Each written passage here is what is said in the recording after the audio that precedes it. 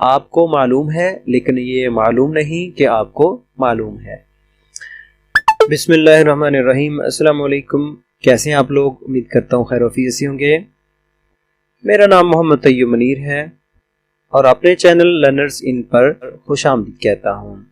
आज की इस वीडियो में हम 10th क्लास के चैप्टर नंबर 12 उसका मसला नंबर 4 सॉल्व करने की कोशिश करेंगे। तो मसला जो है इसको समझना, कंसेप्चुअली समझना इंतहाई ज़रूरी है, वगरना यही मसला बहुत सारे मसाइल पैदा कर देता है। क्योंकि जिसका नाम खुद मसला है तो उससे आप क्या तवक्को कर सकते हैं। तो मसले को इंग्लिश में थ्योरम कहते हैं। एग्जाम में आपको सिर्फ यही स्टेटमेंट दी जाएगी, यही ऊपर वाली पहली। किसी दायरे की दायरवी चकोर के मुतकाबला जावी सप्लीमेंट्री होते हैं। बाकी सारा आपने खुद से ड्रा करना है। और ये वीडियो ख़ास तौर पर उर्दू मीडियम बच्चों के लिए है और इंग्लिश मीडियम वाले बच्चे भी इससे इस्तेफादा हासिल कर सकते हैं। मैं इंशाल्लाह साथ साथ सारी जितनी भी टर्म्स इस्तेमाल होंगी वो उनके बारे में भी आपको बताता जाऊंगा। आप इंग्लिश मीडियम वाले भी इसको ज़रूर समझें और मुकम्मल तौर पर शुरू से लेकर आखिर तक इस वीडियो को लाजमी देखें, तभी आप लोगों को अच्छे तरीके से समझ आएगी। चलिए जी शुरू करते हैं कि किसी दायरे की दायरवी चकोर के मुतकाबला जाविये। किसी दायरे की दायरवी चकोर के मुतकाबला जाविये, यहां तक ये जो इबारत दी गई है ये है हमें मालूम, ये हमारे पास मालूम होता है। और इससे जो अगला हिस्सा है सप्लीमेंट्री होते हैं, ये हमारे पास क्या है? मतलूब। ठीक है, मसले के होते हैं दो हिस्से। पहला हिस्सा जो हमें ये कुछ मालूमात फराहम करता है, इसको हम मालूम में लिख लेते हैं और ड्रा भी कर लेते हैं।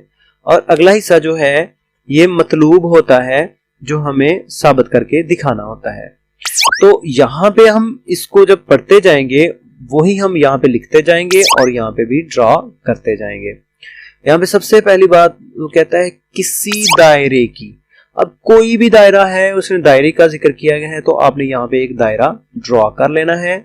और हम जानते हैं उसका एक मरकज होता है जिसको ओ कहते हैं। ठीक है, उसका एक मरकज होगा दायरे का। तो यहाँ पे दायरे का मरकज क्या है? हमारे पास ओ मरकज है दायरे का। तो एक दायरा बना लिया हमने और उसका मरकज भी यहाँ पे लिख दिया, ओ के साथ उसको जाहिर करेंगे। तो यहाँ पे लिखेंगे कि ओ मरकज वाले दायरा में। ठीक है, यहाँ पे दायरा लिखा, और लिख दिया और यहाँ पे भी इसको लिख दिया। अब अगला क्या कहता है? अगली बात ये कहता है कि दायरवी चकोर। तो दायरवी यानी दायरे के अंदर, चौकोर कोऑर्डिनेटर। चकोर को, चौकोर का मायने है चार कोनों वाली, ए बी सी डी। तो आपने सबसे पहले दायरा खींचने के बाद दायरा लगा दें और उसके बाद आपने ए को बी के साथ, बी को सी के साथ, सी को डी के साथ मिला दिया। तो ये आपके पास एक चौकोर है। ये अंदर जो भी लिखा है ये बाद में ड्रा करेंगे। ठीक है ना। तो पहले आपने क्या करना है कि सबसे पहले दायरा लगाना है और उसके बाद एक चौकोर ड्रा कर देनी है और यहाँ पे उसको लिख भी देना है। ठीक है जी। ओ मरकज वाले दायरा में ओ मरकज वाला दायरा और उसके बाद एक चकोर है। यहां तक हमने पढ़ लिया और यहां तक ये लिख भी लिया और ड्रा भी कर लिया।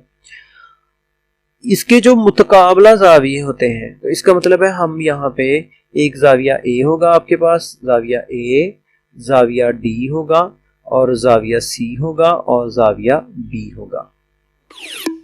ठीक है। तो कहता है कि ये शो करके दिखाएं कि जो मुतकाबला जाविये हैं वो सप्लीमेंट्री। सप्लीमेंट्री का क्या मायने है? ये जो लफ्ज सप्लीमेंट्री यूज हुआ यहाँ पे, सप्लीमेंट्री का मायने है कि कोई भी से दो जावियों को जमा करें तो वो 180 के बराबर आने चाहिए। सप्लीमेंट्री 180 के इक्वल आने चाहिए अगर दो एंगल्स को आप ऐड करते हैं। तो यहाँ पे मुतकाबला का लफ्ज, मुतकाबला का जिक्र हुआ था, तो यहाँ पे मुतकाबला कौन से हैं? अपोजिट कौन कौन से हैं? ए का अपोजिट क्या है? सी। सामने मुकाबला, मुतकाबला जो है वो ए का क्या है? सी। और बी का क्या है? डी। तो इसका मतलब ये हुआ अगर हम ए को सी में जमा करें, ए को सी में जमा करें, 180 आना चाहिए। और बी को आप जाविया बी यानी एंगल बी को आप एंगल डी में जमा करें तो ये भी 180 आना चाहिए। ये उसने यहाँ पे क्या है कहा है कि उसने यहाँ पे कहा है कि मुतकाबला जाविये सप्लीमेंट्री होने चाहिए। तो ये मतलूब और ये वाला मालूम। पिछले मसले में भी मैंने ये आपको वजाहत की थी कि ये जो है ये क्या है मालूम और ये क्या है मतलूब। तो पिछले मसले वाली आप बात को रिमाइंड करें। पिछले मसले में मैंने आपको ये बताया था कि ये मालूम है और ये मतलूब। आपको मालूम है लेकिन ये मालूम नहीं कि आपको मालूम है। तो जनाब ये था मालूम और ये था मतलूब। यहां तक आपने पढ़ा, लिखा, ड्रा किया, यहां से आगे पढ़ा, यहां पे लिखा और यहां पे ड्रा कर दिया।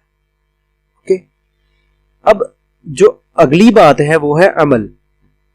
अगली बात क्या है जी? अमल। तो अमल में क्या करेंगे? अमल में हम खुद से इसको लिखेंगे। मालूम को अंग्रेजी में गिवन कहते हैं, मतलूब को इंग्लिश में, अंग्रेजी और इंग्लिश एक ही बात है, तो उर्दू में अंग्रेजी कहते हैं और इंग्लिश में इंग्लिश कहते हैं जी। अच्छा, मतलूब इसको हम कहेंगे टू प्रूफ और इसको गिवन और इसको कंस्ट्रक्शन कहेंगे। ओके, तो अब हम नुक्ता ओ को ए से मिला देंगे। अच्छा, जो भी काम हम अमल में करेंगे ना उसको हम डॉटेड लाइन, यहाँ पे ये देखें जी डॉटेड लाइन है, ओ को आपने ए से मिला दिया और ये जो मरकज है, सेंटर है ओ, इसको सामने वाले ये जो चकोर है ना इसका जी ये जो वर्टेक्स है जिसको हम रास कहते हैं, रे अलिफ रा सीन रास उर्दू में और इंग्लिश में वर्टेक्स कहते हैं।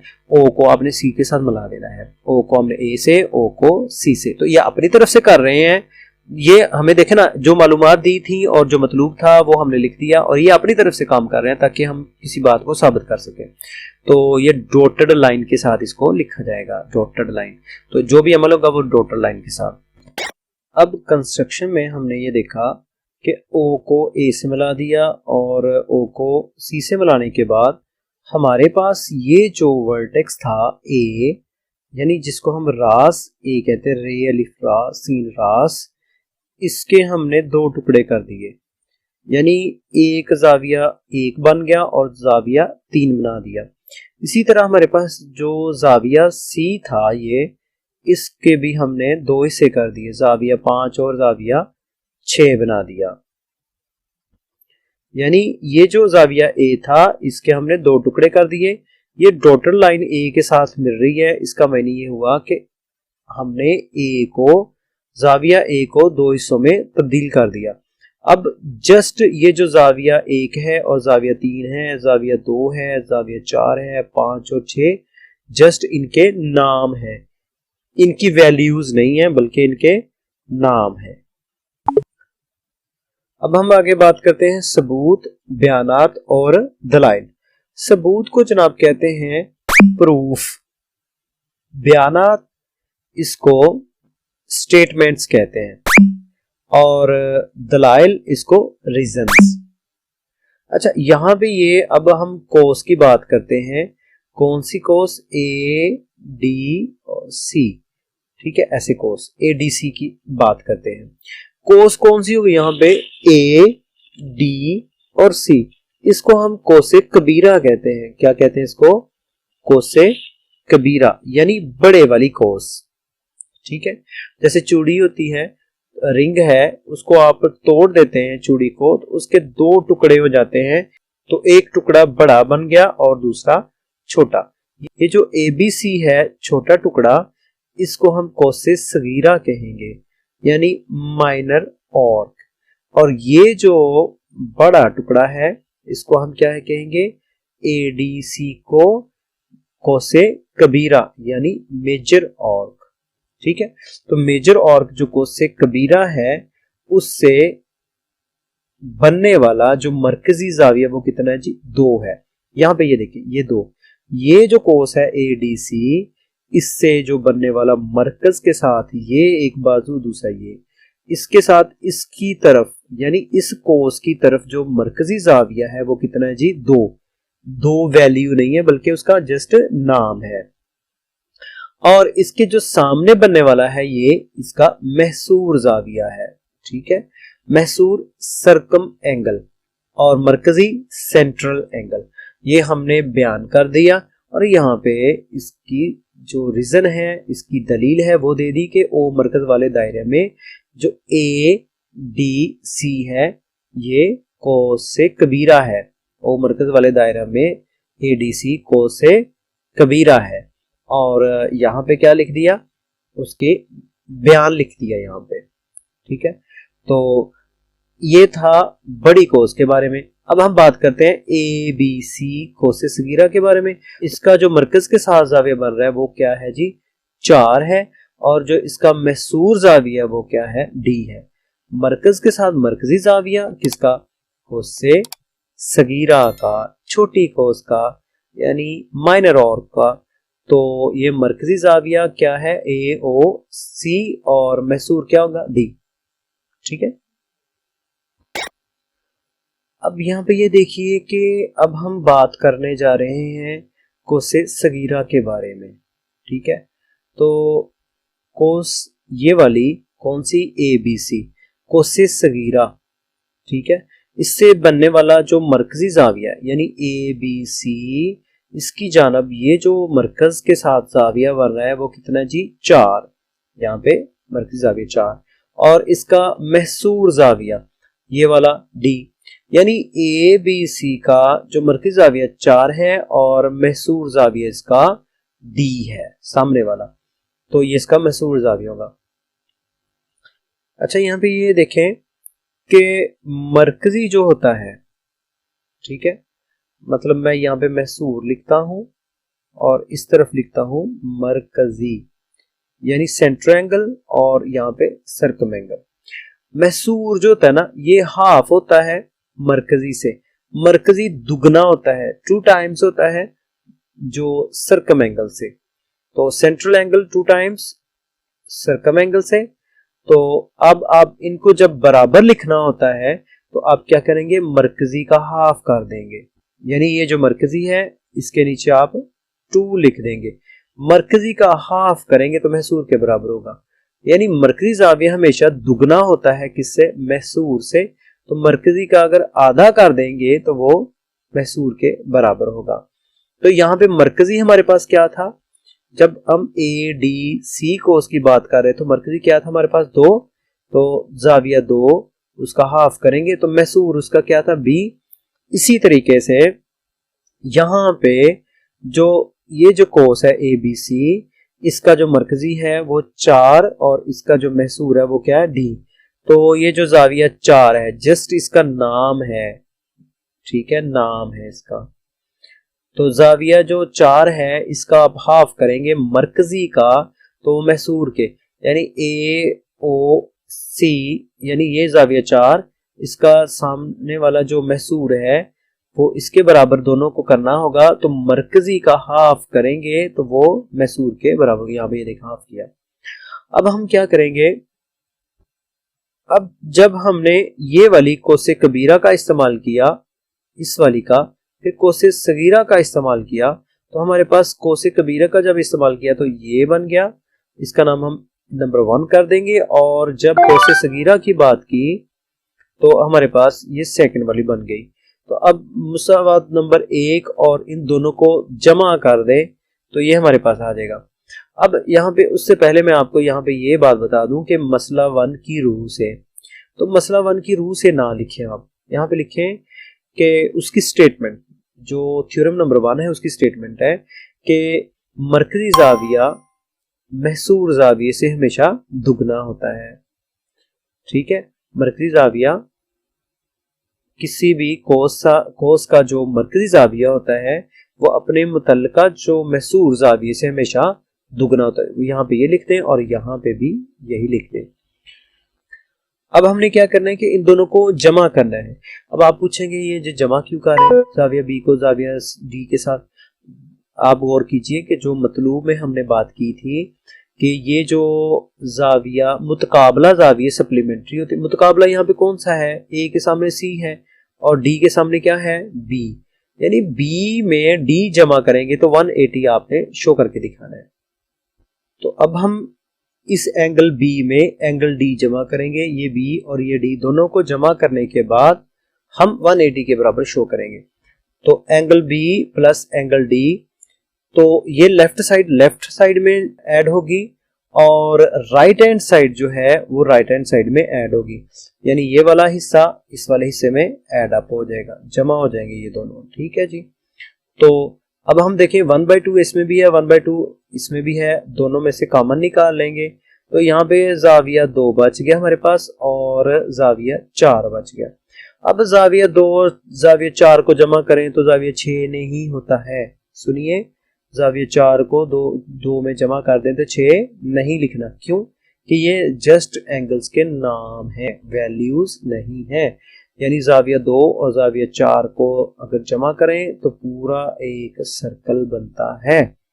जो सर्कल बनता है वो कितने डिग्री का होता है, 180 डिग्री। एक जो सर्कल है वो कितने डिग्रीज के बराबर है, 360 डिग्री के। तो अब हमने क्या कर सकते हैं, एंगल 2 और एंगल 4 इनकी जगह हम लिख सकते हैं 1/2 as it is. In place of angle 2 plus angle 4 we can write here 360 degree. So 360 divided by 2 that is equal to 180 degree. So hence proved angle B plus angle D that is equal to 180 degree. तो यही हमने अपने मतलूब में यही पहली बात हमने साबित करनी थी कि जाविया बी में जाविया डी जमा करें, जाविया बी में जाविया डी जमा करें तो 180 के बराबर होता है। ठीक है, इन्होंने ये लिखा है RT। RT से मुराद होगा कि राइट एंगल। कितने राइट एंगल बनते हैं एक चक्कर में, 4। कैसे? ये जी हमारे पास है जी एक सर्कल। ठीक है, इसको जरा ऊपर कर लेते हैं।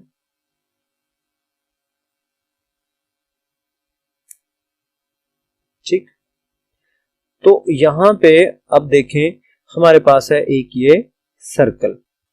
तो इस सर्कल के अब हम 4 टुकड़े करते हैं, ये और ये। तो जब इस सर्कल के हमने 4 टुकड़े किए तो 4 टुकड़े करने के बाद हमारे पास कितने राइट एंगल्स बन गए, हमारे पास 4। ये 90, ठीक है, ये 90,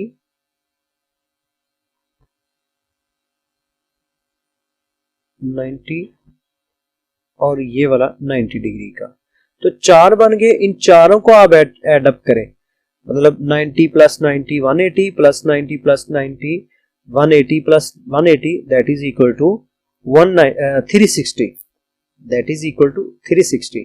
तो यानी एक पूरा जो चक्कर होता है इनके सभी एंगल्स को जमा करें तो कितना बन जाता है, ये 360 के बराबर।